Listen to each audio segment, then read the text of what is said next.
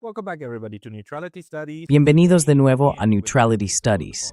Hoy tenemos una vez más un episodio sobre Armenia. Me acompaña Mikhail Darbinian. Mikhail, bienvenido. Gracias por invitarme, Pascal. Gracias a ti por conectarte. Y Mikhail, tú tienes un perfil muy particular porque fuiste diplomático estadounidense. ¿Podrías contarnos un poco sobre tu trayectoria? Can you give us a little bit of your background? Yeah, I was a vice consul for the Sí, US. fui vicecónsul del Departamento de Estado de Estados Unidos en Argentina y después en Moscú entre 2020 y 2024. A finales de 2024, seguía en el servicio consular, es decir, en el servicio exterior. Pude hacer muchas cosas y adquirir mucha experiencia gracias a ello. And gain a lot of experience from it. And Y ahora estás en Armenia. Y además tu origen étnico también es armenio. Armenian as well.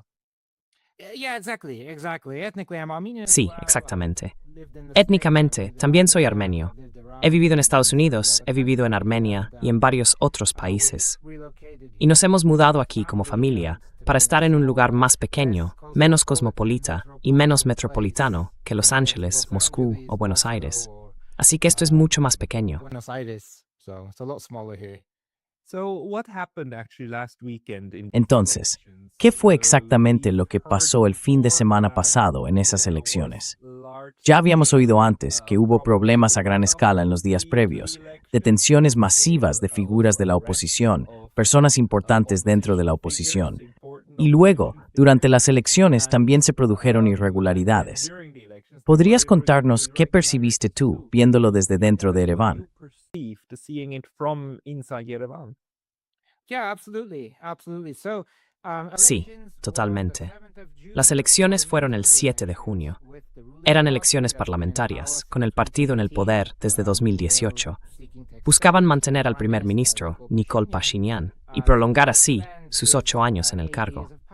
A lo largo de los años, a medida que su popularidad ha ido cayendo, sus prácticas autoritarias han aumentado, sobre todo después de la pérdida de Nagorno-Karabaj y de otros muchos reveses y fracasos. Por ejemplo, la tasa de pobreza en Armenia sigue siendo del 20%. The poverty rate in Armenia is still at 20%. In some areas, it's over 40%. This is En algunas zonas supera el 40%. Esto, si lo comparamos con Georgia, que consiguió reducir a la mitad su tasa de pobreza en los últimos años, es bastante significativo. Así que, elecciones parlamentarias con muchas detenciones de líderes de la oposición antes de los comicios del 7 de junio y también el mismo día de las elecciones. Decenas de personas fueron arrestadas ese día y en los días previos. En su mayoría eran críticos, diputados o candidatos al Parlamento. Así que sí, mucha persecución contra la oposición. Yeah, lots of persecution of opposition. The conversation that I just had with two filmmakers. La conversación que acabo de tener con dos cineastas y periodistas de Armenia, ellos también me contaron que durante la noche electoral hubo irregularidades, que de hecho, el señor Pashinyan, a las 2 de la madrugada, mucho antes de que se contaran todas las urnas, simplemente anunció que había ganado, y que hubo mucho fraude electoral, bastante evidente, muy abierto. ¿Qué fue lo que usted vio? Open kinds of election rigging. What did you see? So, these were probably the most rigged Estas fueron, elections probablemente, las elecciones más manipuladas que he visto, que he supervisado o que he cubierto, al menos en mi propio trabajo, tanto en Armenia como en otros países. Y sinceramente, las más amañadas que he visto hasta ahora fueron precisamente en Armenia. Además de las detenciones que hubo, el mismo día de las elecciones, miembros del partido gobernante acompañaban a los votantes dentro de los colegios electorales. Esperaban fuera y literalmente se acercaban a la gente en la cabina de votación. Les guiaban, señalándoles con el dedo qué hacer, a quién votar. Había muchas personas que, aquí participaban 18 partidos. Y había una papeleta para cada uno, así que 18 papeles distintos entre los que elegir.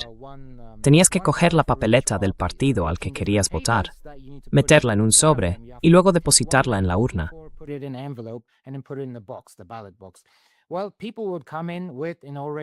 Bueno, la gente llegaba con un sobre ya cerrado del partido gobernante, el número 16. Entraban con eso preparado, iban detrás de las cabinas de votación, lo sacaban del bolsillo y simplemente lo echaban en la urna. Sobre todo personas mayores, por ejemplo, o gente que no está muy familiarizada con cómo se vota. La participación fue de alrededor del 58%, lo cual está bien. No es la más alta ni la más baja de la historia de Armenia, pero también había reclutas, jóvenes del servicio militar, chicos de 18 años, que estaban en varios colegios electorales y a los que se les permitió votar. En una zona, por ejemplo, dejaron entrar a votar a un grupo de unos 40, quizá 30, 40 o 50 de ellos, apenas 2 minutos antes de que cerraran las urnas.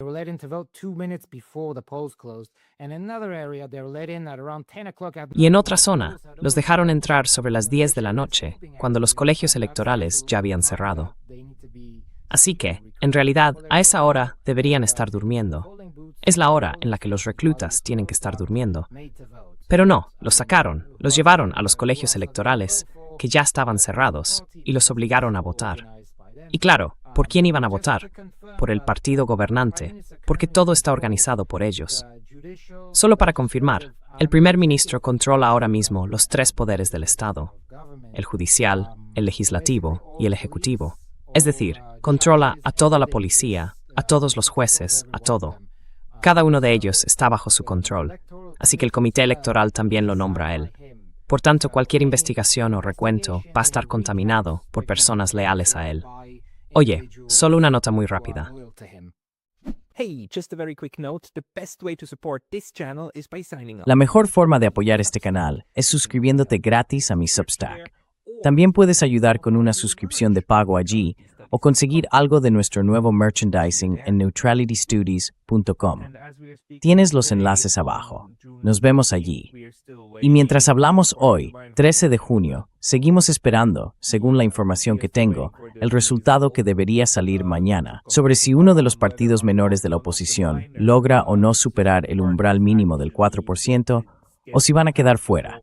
En ese caso, sus votos se redistribuirían y eso le daría al señor Pashinyan una supermayoría en el Parlamento. ¿Es así?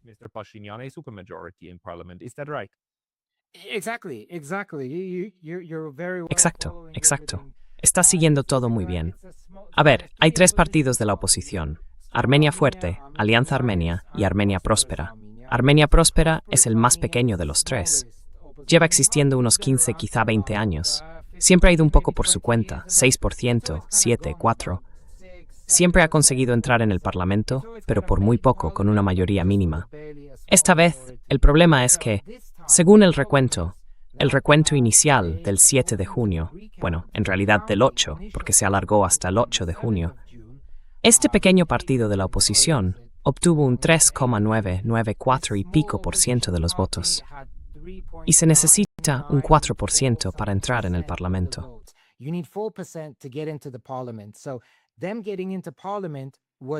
Así que si ellos entraran en el Parlamento, eso reorganizaría los escaños y de hecho limitaría al partido gobernante en algunas votaciones. El partido en el poder tiene ahora una mayoría, muy ajustada, pero mayoría al fin y al cabo. Eso les permite aprobar leyes ordinarias, formar gobierno, declarar el estado de emergencia, pero no pueden, por ejemplo, hacer reformas constitucionales o nombrar al Tribunal Constitucional. Para eso necesitan una mayoría constitucional. Así que, tal como dices, el pequeño partido de la oposición sigue insistiendo en que se vuelvan a contar los votos. Ya se ha hecho un recuento en unas 500 o 600 mesas electorales, de un total de 2005. Es decir, han revisado alrededor de 600 mesas. 500, 600 polling stations out of 2005. So they've done around 600 polling stations. It seems like the small opposition. Parece que el pequeño partido de la oposición ha subido hasta un 4%, pero ahora mismo no hay nada concreto. Los resultados ya deberían estar listos. El recuento tenía que haberse completado ayer, a las 2 de la tarde, hora local, pero todavía no hay resultados reales de ese recuento. Además, la Comisión Electoral ha anulado los resultados en varios colegios electorales, creo que en 3. Y esos 3 colegios tenían votos de ese pequeño partido de la oposición. Así que, al anular los resultados de esos colegios, se impide que ese partido tenga suficientes votos para entrar en el Parlamento. Y ese es uno de los grandes problemas. Básicamente, el gobierno está controlando los resultados, el recuento, y está intentando limitarlo para conseguir una mayoría más amplia. They're trying to restrict it so they get a bigger majority. Where does this leave us within Armenia? I mean, ¿Dónde nos deja esto dentro de Armenia? Quiero decir, por lo que he entendido de mi conversación anterior, las encuestas a pie de urna indicarían que el partido del gobierno habría obtenido, de forma realista, alrededor del 30% de los escaños. Algo así, digamos un tercio. Eso lo mantendría como el partido más grande, pero muy lejos del 49% más o menos que están proclamando ahora mismo. Y por supuesto, muy lejos de la supermayoría que desearían. Además, eso daría a otros partidos la posibilidad de formar un gobierno de coalición y de hecho provocar un cambio de gobierno. Entonces, ¿dónde deja esto a la población en general de Armenia? Está todo yendo a peor. Armenia tiene unos 2,5 millones de habitantes, ¿no? O 3, aproximadamente algo menos de 3. Sí, algo menos de 3. ¿Dónde deja esto a la población en general? ¿No hay una gran frustración en el país en este momento? Isn't there a large-scale frustration in the country at the moment? There is. I mean, leading up to the election. Sí. Quiero decir, antes de las elecciones, si miras distintas encuestas, se hicieron muchísimas estudios realizados por diferentes países, por ONG, y la mayoría mostraban que muchos votantes, muchos armenios en general, no estaban realmente interesados en votar. No querían participar. Eso cambió un poco, porque vimos un aumento en el número de participantes en estas elecciones, comparado con las de 2021. Pero, en cualquier caso, la gente se siente frustrada, porque quiere un cambio. Mucha gente quiere ese cambio.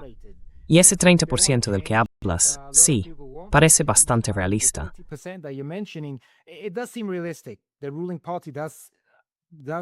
Parece que el partido en el poder podría conseguir alrededor del 30% de los votos. Pero claro, con todas las tácticas que han usado, llevar gente en autobuses, hacer que algunos voten 2 veces, borrar nombres de las listas.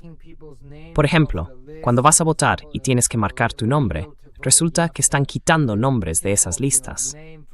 O incluso hay nombres que ya aparecen firmados, como si esa persona ya hubiera votado. La gente llega al colegio electoral y dice, oye, ¿quién ha firmado aquí con mi nombre? Yo no he firmado nada. Y ese tipo de tácticas, básicamente lo que hacen es reducir las posibilidades de que la oposición pueda votar.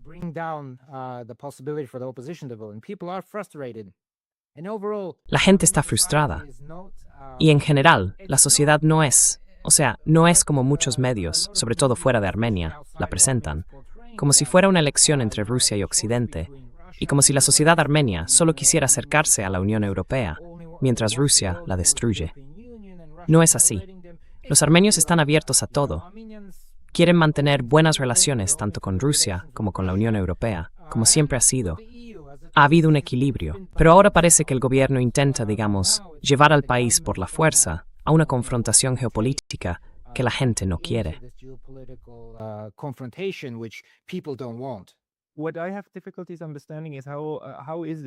Lo que me cuesta entender es cómo puede ser que el gobierno y el presidente, que en realidad perdieron Nagorno-Karabaj, Artsaj, frente a Azerbaiyán, cómo se supone que debemos creer que todavía más de la mitad de los armenios apoyan a ese gobierno.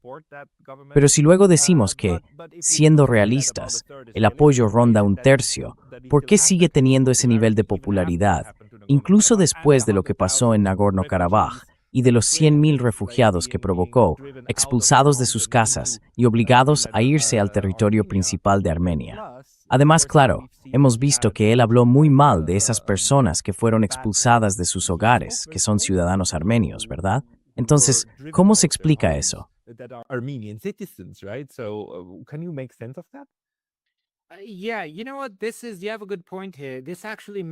Sí, ¿sabes qué? Tienes un buen punto ahí.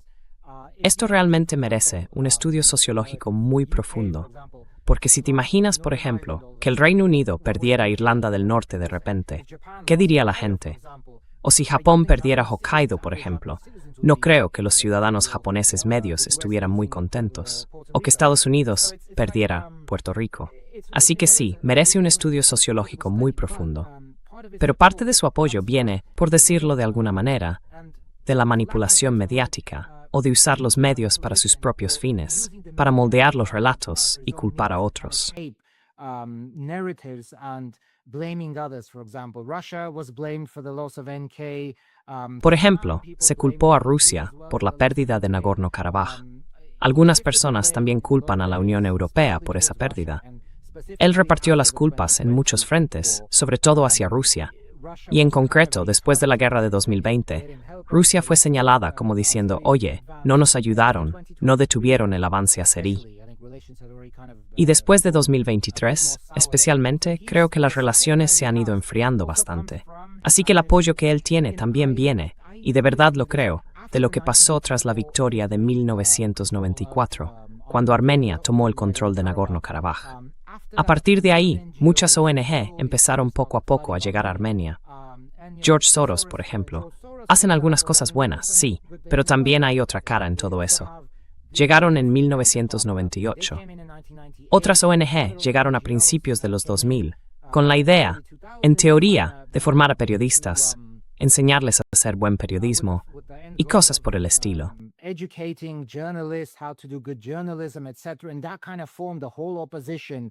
Y eso fue lo que, de alguna manera, dio forma a toda la oposición. Se convirtió en una especie de concepto. Básicamente le decía a la gente cómo ser oposición al gobierno. Y muchas de esas ONG empezaron a entrar en distintos discursos. Un discurso de paz con los vecinos, mientras que en Azerbaiyán el discurso era completamente de guerra. Hay un discurso anti-armenio, de arriba abajo, institucionalizado. En cambio, en Armenia, esas ONG predicaban básicamente algo así como, bueno, dejémoslo estar, no necesitamos Nagorno-Karabaj, no es armenio, y cosas por el estilo. Creo que eso influyó en una parte de la sociedad, en un sector que llegó a pensar que quizá en realidad no era armenio, aunque allí haya iglesias desde hace, 1700 años o 1000 años.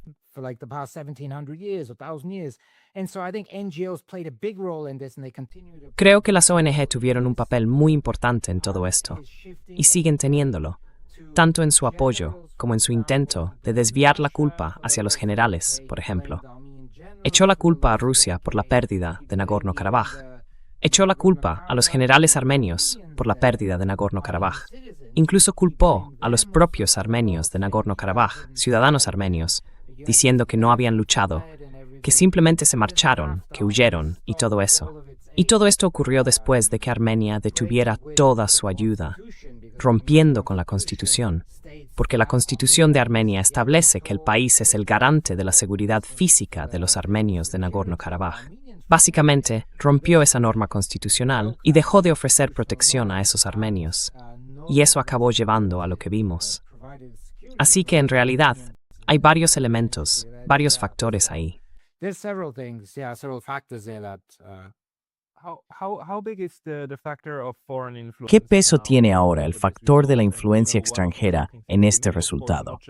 Y una de las cosas que más me ha sorprendido, no solo desde estas elecciones, sino también antes, es el apoyo tan hipócrita al señor Pashinyan por parte de la Unión Europea, pero también de Estados Unidos, aunque sobre todo de la Unión Europea.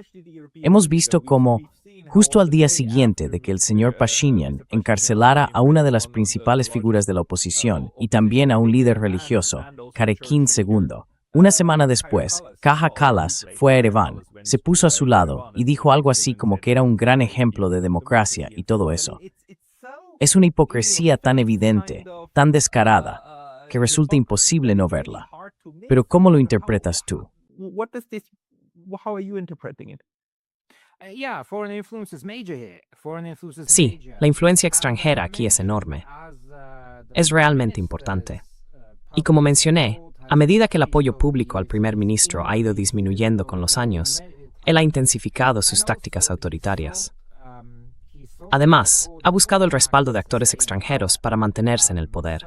Así que, de alguna forma, como exfuncionaria consular, yo usaba mucho el término visa shopping, pero en este caso sería algo así como shopping de apoyo.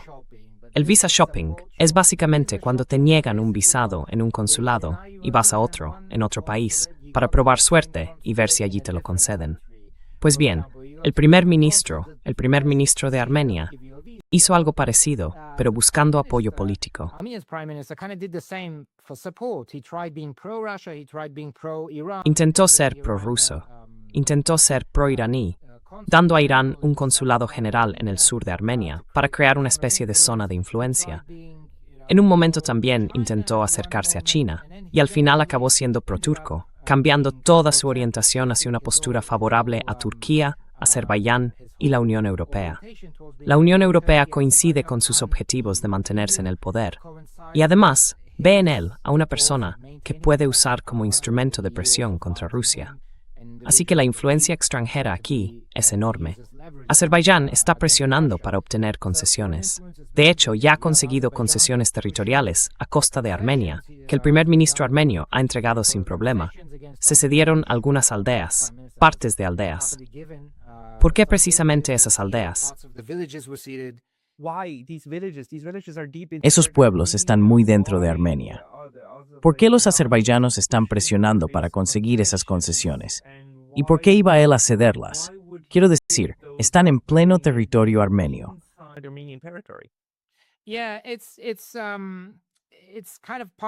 Sí, es como una especie de frontera de facto, que en realidad no ha sido, digamos, delimitada con precisión.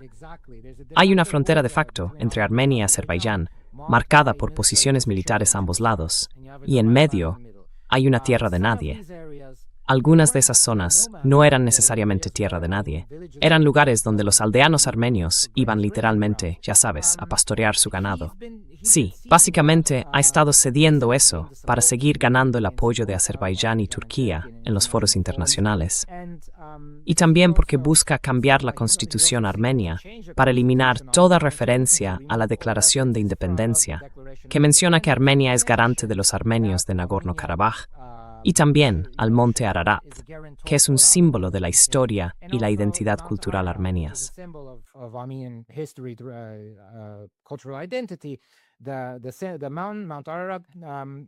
El monte Ararat, por ejemplo, lo quitó de los sellos del pasaporte. Hasta ahora siempre había estado ahí. Se veía en todas partes.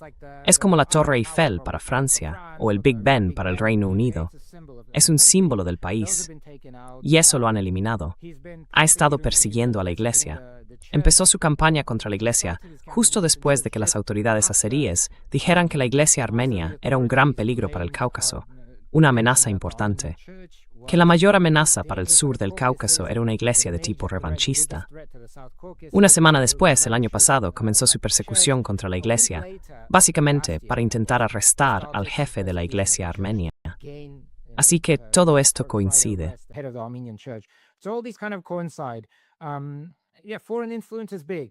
Sí, bueno, la influencia extranjera es grande. La Unión Europea también quiere utilizar a Armenia. Por eso están empujando a Armenia hacia una confrontación con Rusia. Yo creo, aunque no tengo pruebas concretas, que lo que buscan es provocar a Rusia para que dé un paso, tome alguna medida, y entonces la Unión Europea diga, mira, Rusia no te está apoyando, ven con nosotros. Algo así. Por ejemplo, la Unión Euroasiática, la Comunidad de Estados Independientes, la Organización del Tratado de Seguridad Colectiva. Armenia ha dejado de participar activamente en muchas de ellas. Está reduciendo su implicación en esos organismos. Y creo que eso es en parte a petición de la Unión Europea, para que cambie sus políticas y obtenga su apoyo.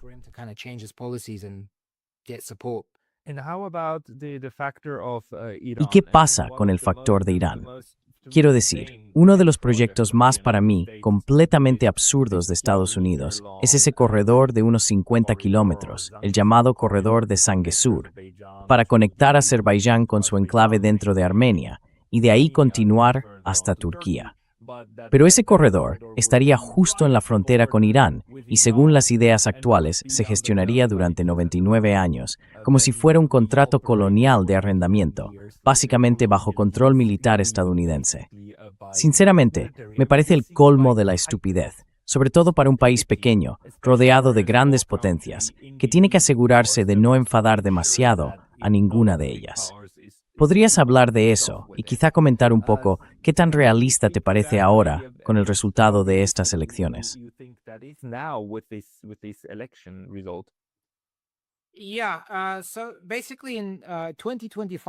Sí, pues básicamente, en agosto de 2025, los líderes de Azerbaiyán y A memorandum of understanding. I mean, has no legal force. Quiero decir, en gran medida no tiene fuerza vinculante según el derecho internacional.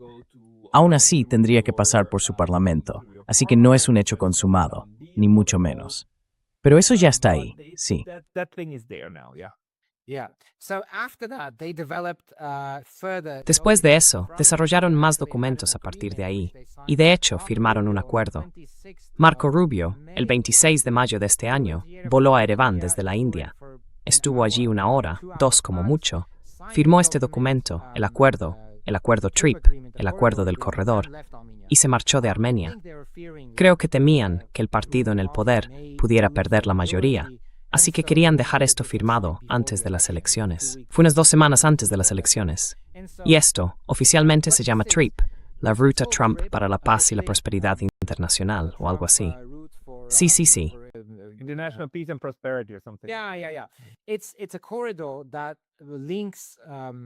Es un corredor que conecta Azerbaiyán, la parte continental de Azerbaiyán, con su enclave al otro lado de Armenia, el enclave de Najicheván, que quedó separado en tiempos soviéticos, y forma parte del llamado Corredor Medio. A través del Cáucaso hay una serie de infraestructuras construidas después de la caída de la Unión Soviética que unen el Mar Caspio con el Mar Negro. Se conoce como el Corredor Medio. Hay distintos oleoductos, como el Bakú-Tiflis-Ceyhan, por ejemplo, que transporta petróleo. En conjunto, es una red de carreteras, ferrocarriles y gasoductos y oleoductos que van desde el Caspio hasta el Mar Negro. Y lo que propone Armenia es una tercera ruta por esa zona.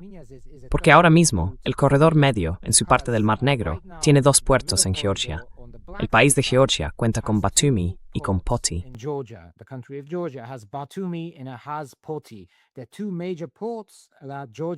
Son 2 puertos muy importantes que Georgia utiliza para exportar e importar a través de este corredor. Desde Asia Central y China, pasando por Kazajistán, las mercancías cruzan el Mar Caspio en barco y luego siguen por el Corredor Medio hacia la Unión Europea y también en sentido contrario. Pues bien, estos 2 puertos, Poti y Batumi, están muy saturados, están realmente desbordados. En los últimos años, el volumen de mercancías y de comercio ha ido aumentando, y los barcos tienen que esperar mucho más tiempo. Enviar mercancías por ahí resulta cada vez más caro. No tienen la infraestructura necesaria para manejar tal cantidad, que no deja de crecer. En 2020, se proyectó la construcción de otra instalación portuaria en Georgia, justo al norte de Poti.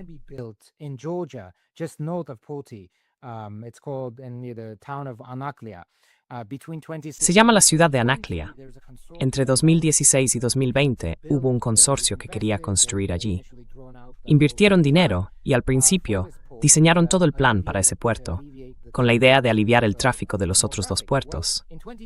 Pero en enero de 2020, el gobierno georgiano anuló ese proyecto. No era un tratado, pero sí cancelaron el proyecto. Así que básicamente se detuvo cualquier iniciativa a través de ese corredor. Algunas personas dicen que quizá fue porque querían invertir más en un corredor norte-sur con Rusia, Irán y Armenia. Otros hablan de problemas financieros, desacuerdos económicos. Sea lo que sea, ese tercer puerto en Georgia dejó de ser posible. Entonces, ¿qué otro país quedaba? Para el Corredor Medio, no iban a usar Rusia.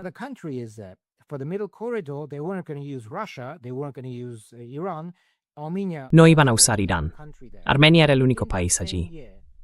Ese mismo año, en 2020, tuvo lugar el conflicto de Nagorno-Karabaj, la llamada Guerra de 44 días de 2020, en ese pequeño territorio que también limita con Irán y con Armenia.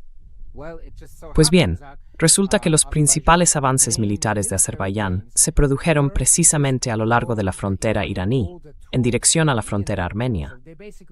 Así que, básicamente, conquistaron y tomaron todo ese territorio dentro del estado de facto de Nagorno-Karabaj hasta llegar a la frontera con Armenia, asegurando así la posibilidad de un futuro corredor. Y eso fue en 2020. Luego saltamos, avanzamos hasta 2025 o 2026. El acuerdo ya está prácticamente cerrado. Y ahora Estados Unidos está utilizando Armenia como zona de tránsito.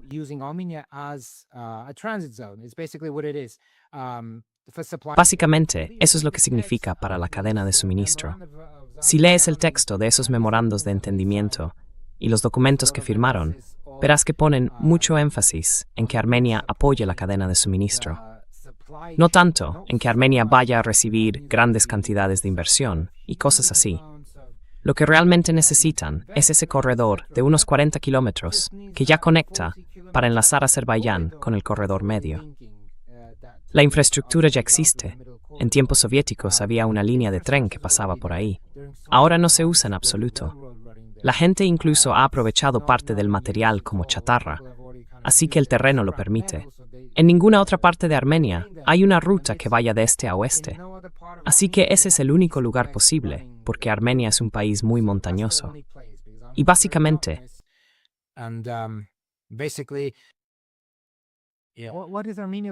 ¿qué va a ganar Armenia con todo esto? Sobre todo si se trata de un arrendamiento de 99 años a Estados Unidos. Quiero decir, eso significa que van a tener todo el tráfico, pero sin el comercio. Es como si simplemente pasara por Armenia. sí, lo que pasa es que, si miras las tasas de tránsito, a nivel local, dentro del país, se está vendiendo como un proyecto que va a sacar a Armenia de la pobreza, que va a llevar a Armenia al siglo XXI. Pero si lo analizas bien, en realidad lo que va a generar son tasas de tránsito, nada más. Eso es lo que realmente va a aportar. Si miras las tasas de tránsito por ferrocarril o por carretera, por ejemplo, en Kazajistán y en los países vecinos, los ingresos totales por tránsito en Kazajistán representan más o menos un 2% del presupuesto. En Azerbaiyán, alrededor de un 1,5%. Son cifras aproximadas de los presupuestos gubernamentales de 2024-2025. Es decir, no estamos hablando de ingresos totales, del PIB. Vale, de acuerdo.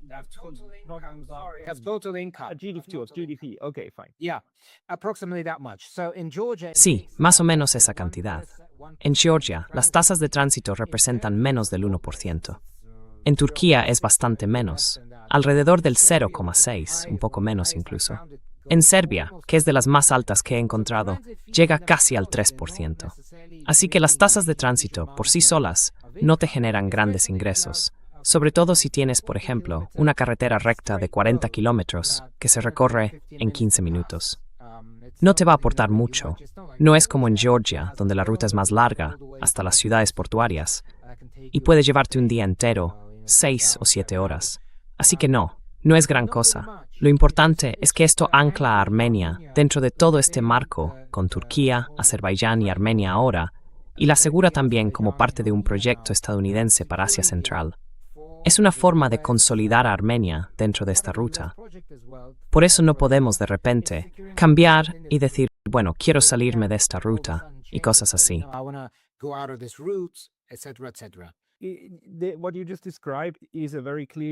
Lo que acabas de describir es una razón geoeconómica muy clara para este tipo de, digamos, interferencia política.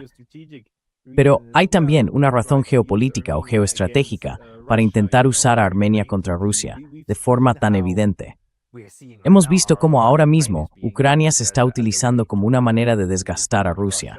También hemos visto intentos de usar a Georgia. La región del Cáucaso en sí misma es extremadamente importante. ¿Cuáles crees que son, quizá no los planes, pero sí algunos de los intentos de los gobiernos occidentales en relación con Armenia?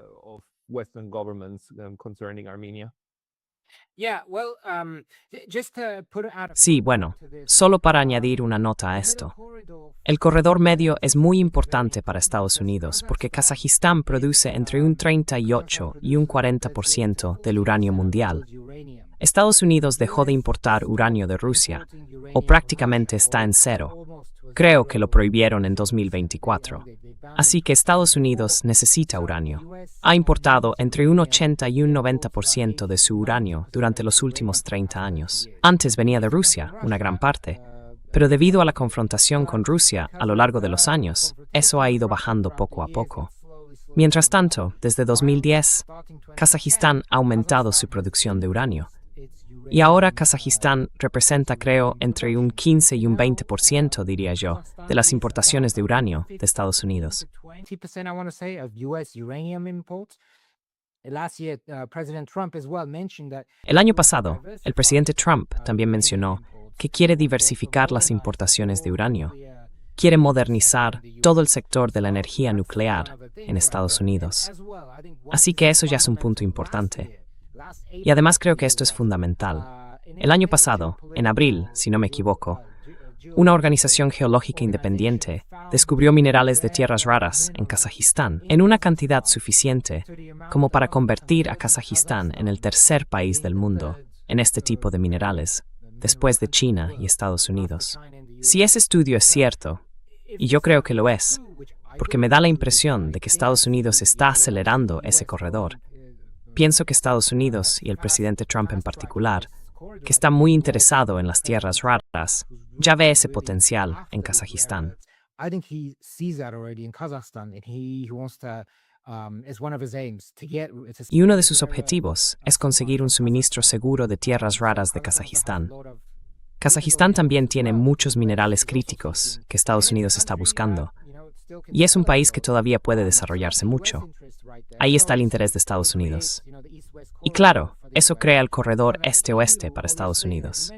Para la Unión Europea, como mencionabas, hay una gran confrontación.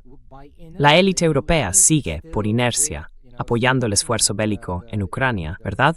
A pesar de que no hay cambios en el campo de batalla, más allá de los lentos avances de Rusia. Rusia sigue avanzando, poco a poco. Y por añadir algo más, creo que la razón por la que avanza despacio es porque Rusia quiere que esta operación militar sea sostenible.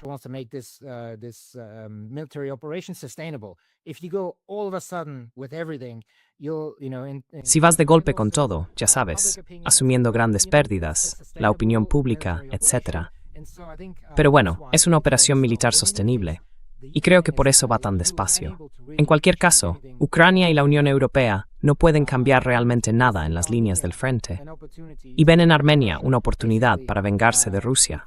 Básicamente, al aumentar sus esfuerzos en Armenia contra Rusia, obligan a Moscú a desviar recursos diplomáticos, de inteligencia u otros hacia Armenia, para contrarrestar la influencia de la Unión Europea allí. Así que creo que lo que intentan es formar parte de toda esta confrontación con Rusia, usando a Armenia como una forma de presión contra ella.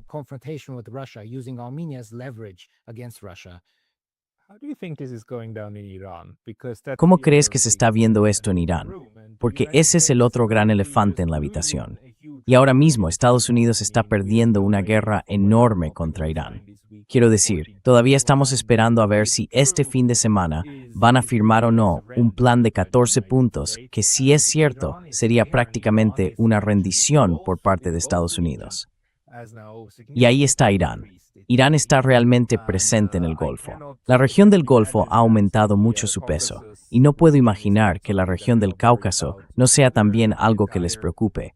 Quiero decir, toda la zona del norte, alrededor de Tiflis, es territorio azerí, étnicamente, y también hay minorías armenias. Vamos, que Armenia debe de estar también en la mente de los iraníes. ¿Qué sabes tú de ese elefante?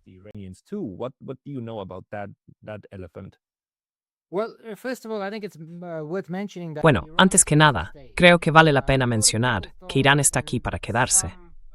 Mucha gente pensaba, y algunos en Occidente o en otros países también apoyaban, ya sabes, movimientos separatistas, o lo que parecían ser movimientos separatistas de tipo cultural dentro de Irán. Pero todo eso demostró, con los últimos enfrentamientos, que Irán es sólido. No parece que Irán vaya a desintegrarse. No se vieron grandes protestas separatistas ni nada parecido en el país. Así que creo que fue un error de cálculo o una mala lectura por parte de algunos de los que están en confrontación con Irán. Si me hubieras preguntado esto hace, no sé, 10 o 15 años, te habría dicho que Irán, bueno, había perdido su influencia en el Cáucaso Sur, que en aquel entonces más o menos era así.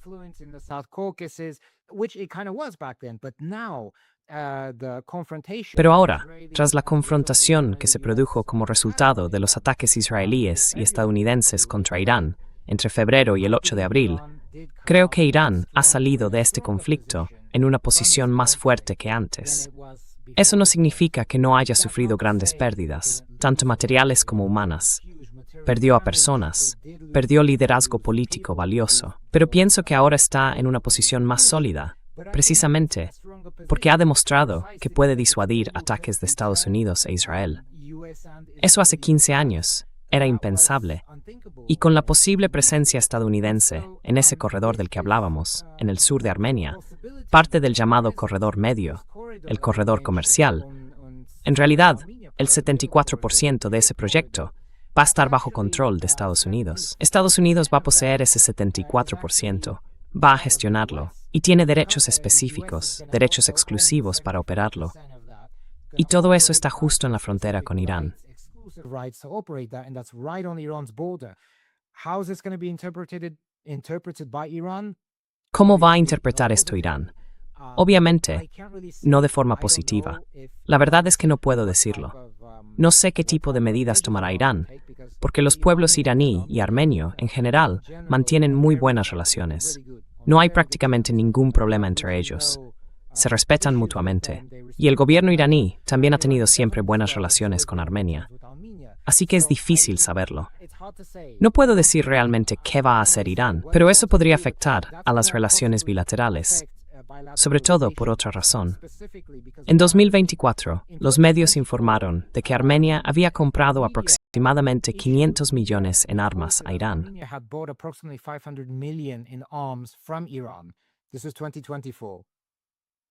Esto fue en 2024.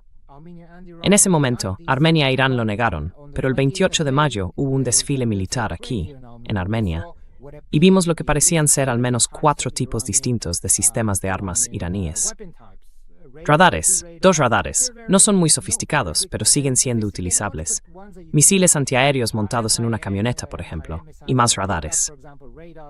Ahora bien, supongamos que en 2024 Armenia compró armas a Irán. En 2025, Armenia firmó básicamente el acuerdo del corredor que lleva a Estados Unidos a la frontera con Irán. No creo que eso sea bueno para las relaciones entre Armenia e Irán. No creo que Irán vaya a confiar en el partido gobernante actual, ni en el gobierno actual, después de lo que hicieron. Así que eso va a ser un problema importante.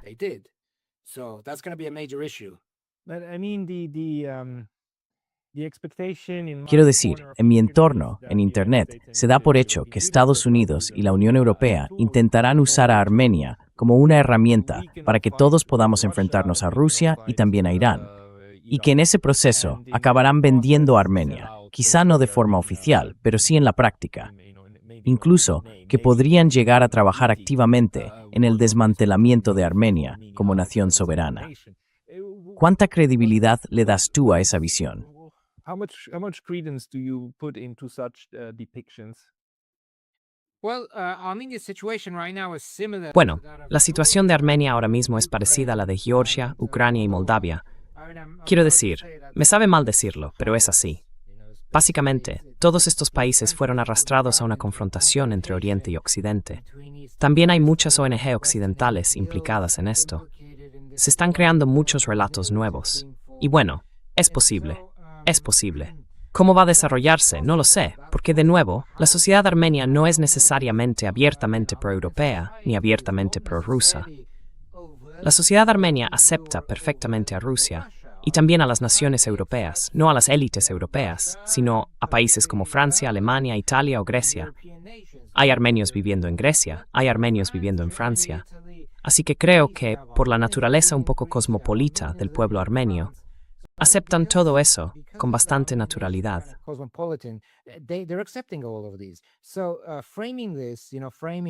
Así que, si lo planteamos así, desde fuera, como que lo que está pasando en Armenia es la autodeterminación del pueblo frente a Rusia y todo eso, no es verdad.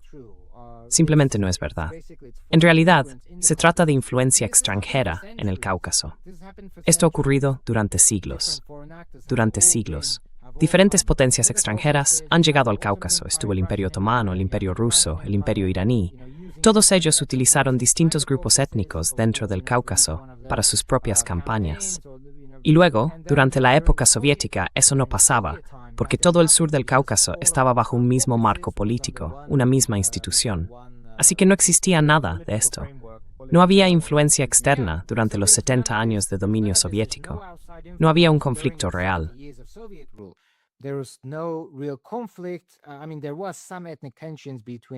Quiero decir, sí había algunas tensiones étnicas entre armenios y azeríes, pero no hubo grandes conflictos porque no había influencia externa.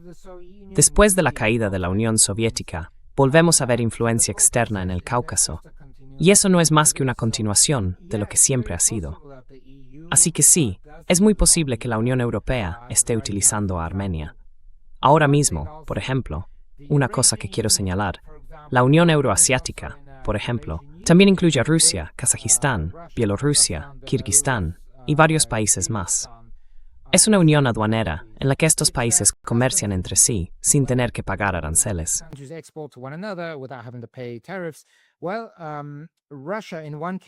Bueno, Rusia en un caso dejó de importar pescado, concretamente trucha, desde Armenia. Y claro, parte de la sociedad armenia empezó a decir, mirad lo que está haciendo Rusia y cosas así. Pero ¿sabéis por qué se detuvieron todas esas importaciones de pescado? Pues básicamente porque Armenia estaba comprando pescado a Noruega, le ponía certificados como si fuera pescado armenio y luego lo reexportaba al mercado ruso. Lo que pasó fue lo siguiente. Si entras en ssb.no, que es la Oficina Noruega de Estadísticas, verás los datos. En 2023, 6 toneladas de trucha exportadas de Noruega a Armenia. En 2024, 2.224 toneladas de trucha exportadas de Noruega a Armenia.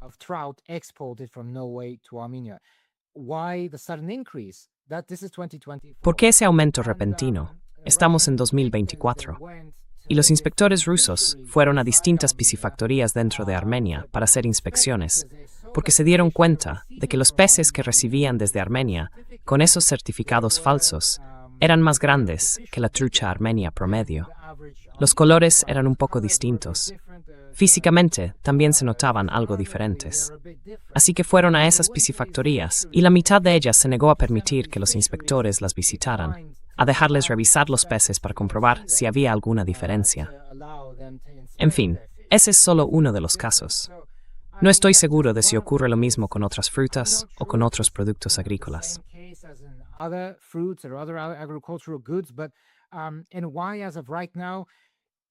¿Y por qué justo ahora?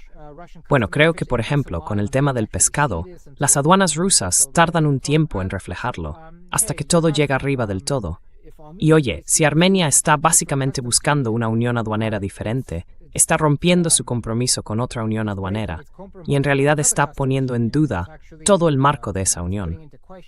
Así que mira, estas cosas pasan. Pasa lo mismo que cuando la Unión Europea paga millones al gobierno para que los use en una supuesta guerra híbrida contra Rusia justo antes de las elecciones, lo cual resulta un poco extraño.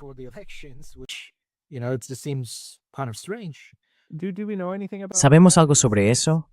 ¿Es simplemente una clara interferencia electoral desde fuera por parte de la Unión Europea? ¿O sabemos en qué se utilizó realmente ese dinero?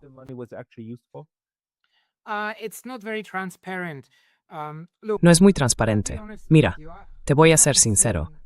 No he visto grandes ONG rusas, ni interferencia rusa.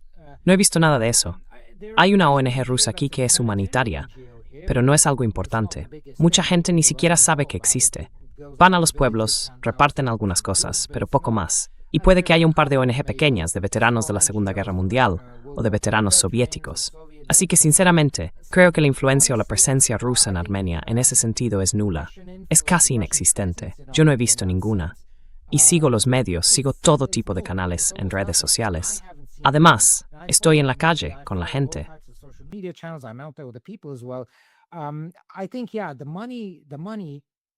I can't say what it was used for, but because it wasn't very transparent. In April, between March and April, a group of 14, up to 14 of a hybrid response team, as the EU called it, was sent from the EU to Armenia, and that cost, I think, a couple million for the EU taxpayer to bring them here. What they did, I think they were marketing experts. people doing surveys and people that can provide the government independent marketing and consulting. I think that's my opinion. I don't know because it's not really transparent, but supposedly it was to create conditions for free and fair elections, but no one really knows where those 30-40 million went. Sí, quiero decir, si miramos qué tipo de elecciones libres y justas fueron, uno se pregunta si no habría una mejor forma de asignar los recursos o si en realidad no ha sido algo claramente contraproducente.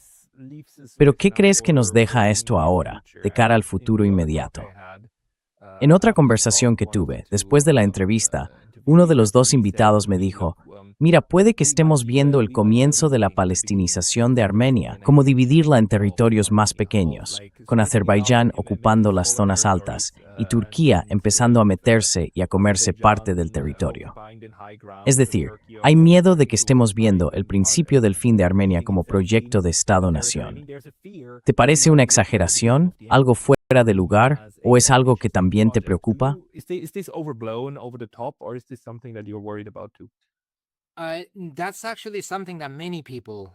Eso es precisamente algo que preocupa a mucha gente, el sentimiento público aquí en Armenia, porque todo este enfrentamiento geopolítico está provocando, o acabará provocando, que Armenia quede integrada en todo el mundo túrquico. Y claro, el mundo túrquico tiene su propia cultura, su forma de vida, su manera de entender las cosas. Pero entre Turquía y Azerbaiyán, que siguen manteniendo políticas hostiles hacia los propios armenios, sobre todo Azerbaiyán, y los objetivos estratégicos a largo plazo de Turquía, que evidentemente busca dominar el Cáucaso y llegar hasta Asia Central, todo eso sigue muy presente.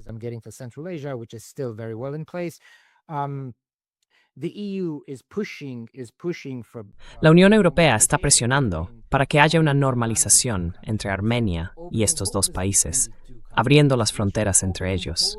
Y claro, abrir las fronteras siempre suena bien, facilita el comercio, el intercambio, la cooperación. Pero abrirlas también va a significar una entrada masiva de capital turco y de empresas turcas en el mercado armenio, comprando propiedades, adquiriendo bienes raíces y llevando a la quiebra a muchas pequeñas tiendas y negocios locales, porque no van a poder competir con compañías turcas más grandes y con mucha más experiencia. Los azeríes también estarán presentes, aunque no están tan desarrollados como Turquía. Pero en el fondo, todo esto supone integrar a Armenia en el mundo turco. Y además, yo creo que una vez que se abran las fronteras, las dos bases militares rusas, que han estado allí durante 200 años, la base de infantería motorizada número 102 y la base aérea de Erebuni, en Armenia van a marcharse por desmarispancho así como Rusia, y haremos las paces con Turquía.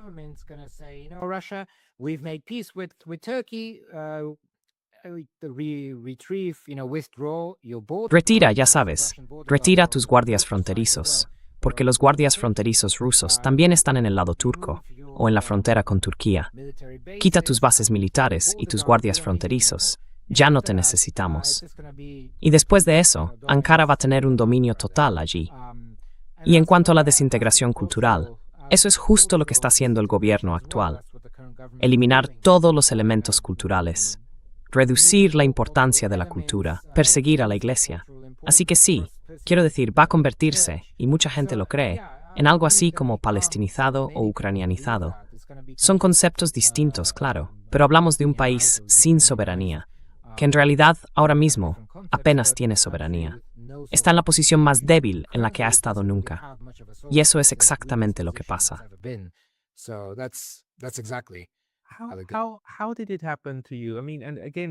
¿Cómo te pasó eso? Quiero decir, y de nuevo, Armenia ha pasado por varias rondas de elecciones y todo eso, pero me da la impresión de que el señor Pashinyan ha conseguido empujar a Armenia bastante en una dirección que ya tiene poco que ver con la soberanía nacional. Es decir, firmar la cesión de una parte del territorio del Estado que ha sido reclamada durante tanto tiempo, eso es algo enorme. Mira, los japoneses y los chinos discuten por islotes diminutos, pero nunca renuncian a la reclamación. Ese es el punto. Nunca renuncias a la reclamación, porque obviamente de cara al futuro te beneficia en tu estrategia de negociación. Y ahora tenemos un gobierno armenio que realmente hace eso, que sigue cediendo ante más y más reclamaciones externas y más apropiaciones de tierra. Y el truco en ese sentido también es una apropiación de tierra por parte de potencias externas. ¿Cómo es posible que eso funcione dentro del proceso político armenio?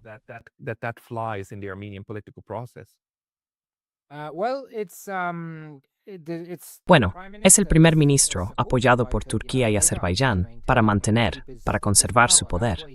Eso es lo que quiere. Y está dispuesto a dar cualquier cosa con tal de mantenerlo. Al hacerlo, se asegura el apoyo de Estados Unidos por el corredor, se asegura con los azeríes, se asegura con la Unión Europea, yendo en contra de Rusia, y se asegura con Turquía a través de la parte cultural, eliminando, por ejemplo, el monte Ararat y deshaciendo poco a poco la identidad cultural armenia. Esto no habría pasado en ningún otro país, sinceramente. Por eso digo que merece un estudio sociológico, porque es algo muy extraño.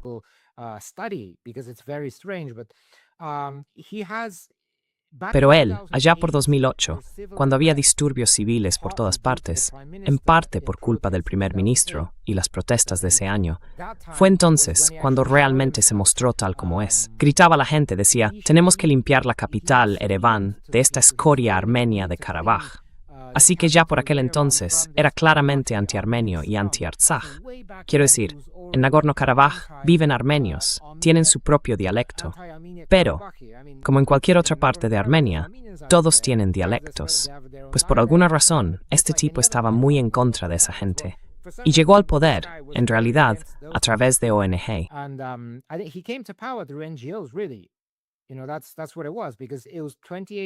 Eso fue lo que pasó, porque era el año 2018.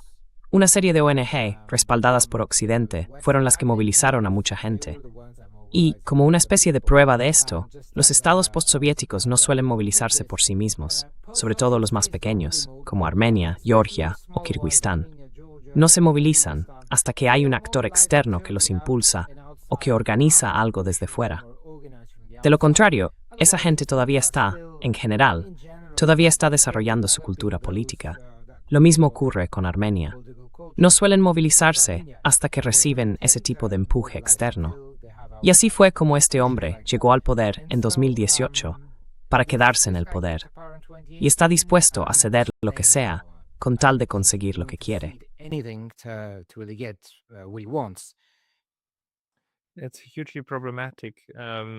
Es un problema enorme para usted como ex diplomático estadounidense. ¿Cómo evalúa el papel de Estados Unidos en todo esto? Porque, en cierto modo, Armenia, ¿por qué necesita Estados Unidos estar allí? Quiero decir, vale, por las tierras raras y el uranio, de acuerdo, los aspectos económicos, desde luego, pero en lo militar, porque hasta donde entiendo sería el ejército estadounidense, o al menos contratistas militares, quienes realmente se encargarían de asegurar la zona y obtener derechos de base allí. ¿Es esto una injerencia descarada en los asuntos exteriores?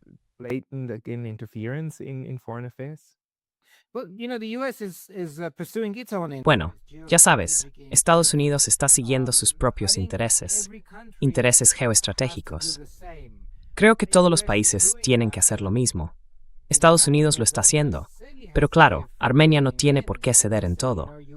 Pueden decir, oye Estados Unidos, en lugar de quedarte con el 74%, dame el 100%, pero mantengamos buenas relaciones, hagamos intercambios. Pero en fin, creo que Estados Unidos está haciendo lo que va a hacer, igual que harían muchos otros países. Cada país tiene que defender sus propios intereses nacionales. No pueden estar preocupándose por los demás. Armenia no lo está haciendo. El gobierno actual de Armenia, el partido en el poder y el primer ministro no lo están haciendo, porque él está haciendo lo que necesita para mantenerse en el poder. Y ya está. Ese es el problema. En cuanto al ejército estadounidense, no creo, al menos por ahora, que el ejército de Estados Unidos vaya a estar allí.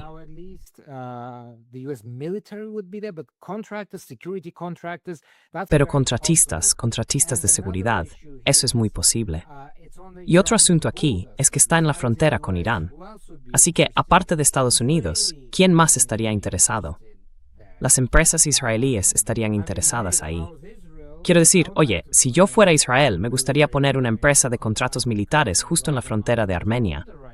¿Por qué no? Por fin podrías tener eso. Pero ahí está el problema. Eso está generando mucha tensión en una zona donde no tendría por qué haber tensión.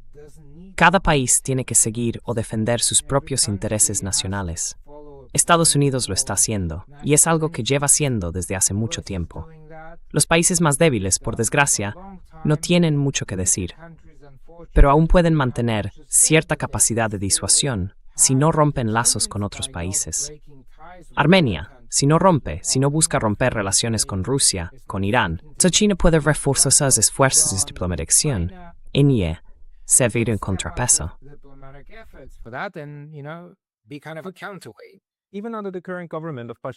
Incluso bajo el actual gobierno de Pashinyan, ¿cree que Armenia mantendrá sus relaciones comerciales y de otro tipo con Rusia e Irán? ¿O piensa que también las sacrificarán, por así decirlo, en nombre de ser buenos alumnos de la Alianza Occidental?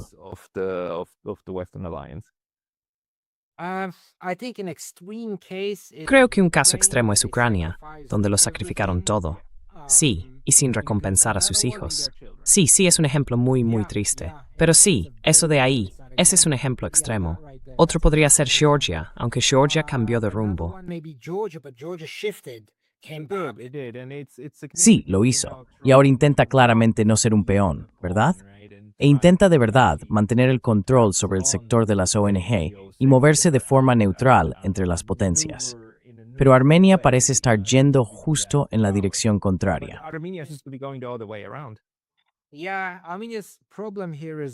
Sí, el problema de Armenia aquí es que, a diferencia de Georgia y Ucrania antes de la escalada de 2022 y de Moldavia, el primer ministro de Armenia controla literalmente todo en el país. Quiero decir, se queda a un paso de ser una dictadura, en ese sentido. Todavía hay medios que pueden criticarle, aunque la gente acaba detenida por hacerlo. Un bloguero fue arrestado justo ayer. Sí, ayer mismo lo detuvieron. Pero la cuestión es que en Ucrania, en Georgia y en Moldavia, no estoy convencido de que los líderes de esos países... Bueno, en realidad Zelensky ahora sí, claro, él controla todo. Pero Pashinyan, por ejemplo, controla absolutamente todo. Todo. Los tribunales, el constitucional, todo.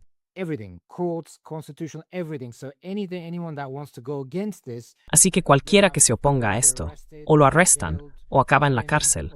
Ya son más de 300 personas las que han sido detenidas o encarceladas desde el año pasado.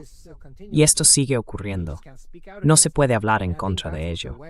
Y creo que eso es justo lo que quiere Occidente, lo que quieren las partes interesadas en todo esto. Quieren a un tipo que básicamente actúe como un dictador y controle cada aspecto de la sociedad armenia para asegurarse de que nada cambie.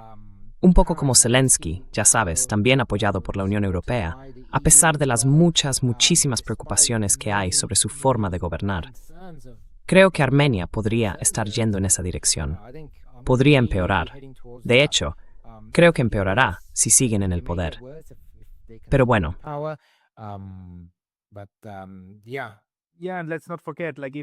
Sí, y no olvidemos que, si haces eso, si eres un dictador en el lado correcto de la historia para Occidente, entonces te invitan a Washington, aunque antes estuvieras en una lista de terroristas en Siria, ¿verdad? Así que creo que los incentivos que se están lanzando y los ejemplos que se han dado son bastante fuertes para el primer ministro de Armenia, para el señor Pashinyan, para seguir adelante.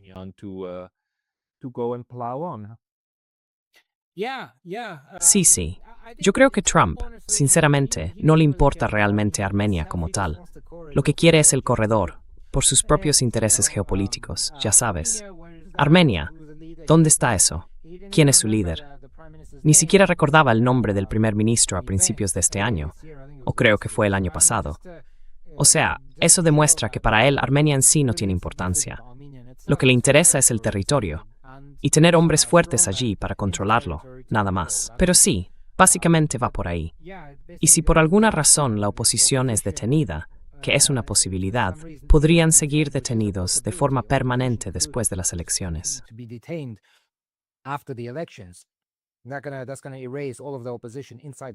Eso va a eliminar toda la oposición dentro del país. Básicamente, la oposición está detenida, Y si no consiguen a alguien, van a por los familiares. Les presionan, despiden a los familiares, por ejemplo. Conozco a varias personas que han sido despedidas de sus trabajos en el ejército, y bueno, en distintas oficinas, porque un familiar suyo formaba parte de la oposición. Eso es lo que está pasando ahora mismo. Y es una luz verde. Si él se mantiene en el poder, es una luz verde. Literalmente principio de acciones. Detener a todo el mundo y ser. Detaining everyone and being It's a very dangerous position. Es una situación muy peligrosa para el país, pero no podemos cambiarla. Así que vamos a seguir analizándola. Y este ha sido un análisis muy bueno y muy útil, sobre todo al mirar también a Irán y Kazajistán y lo que obtenemos de allí. Mijail, muchísimas gracias por esto. Para quienes quieran seguirte o leer más sobre tu trabajo, ¿dónde deberían ir? I'm the founder of Bueno, soy el fundador de Security Observer, securityobserver.com. También está Security Observer Global Voices en YouTube, donde básicamente doy voz al sur global, a expertos del sur global. Así que pueden encontrarme en YouTube o en securityobserver.com. Find me on YouTube, Security Observer. I will put a link to Pondré un enlace a tu trabajo y también a tu canal de YouTube en la descripción para que la gente pueda encontrarte allí. Y sin duda, volveremos a verte pronto. Por favor, avísanos si hay novedades. Mijail Darvinyan, muchísimas gracias por tu tiempo hoy. De verdad, gracias. Absolutely. Thank you.